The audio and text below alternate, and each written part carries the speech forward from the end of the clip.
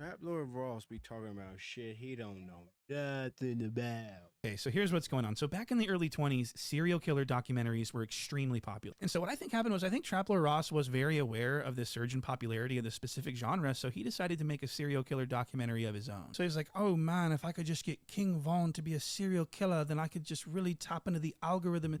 He used this generic FBI definition of a serial killer to try and paint King Von as like the same type of serial killer as like the Zodiac or Dahmer or Gacy, because he wanted his video to be recommended to people who consume a lot of true crime. He's manipulating the algorithms. And I want to be clear that this is not a documentary. This is simply an idiotic, opinion-based, argumentative essay. Shout out to Point and Shoot, boy. Wow, he just discredited Trap Lord Ross.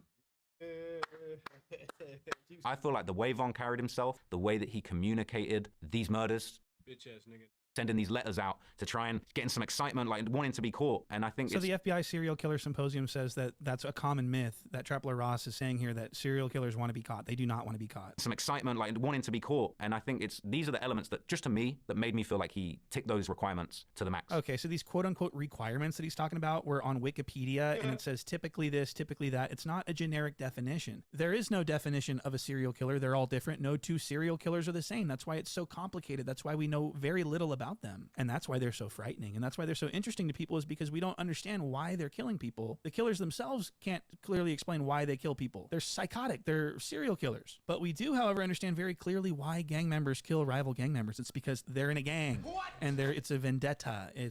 They're getting revenge on each other. They're fighting. Shit that Trap Lord Ross don't know shit about and shouldn't be talking about. But I wouldn't say he's a serial killer. I would, you'd say he's a gang assassin, he's a hitman, he's a gangbanger.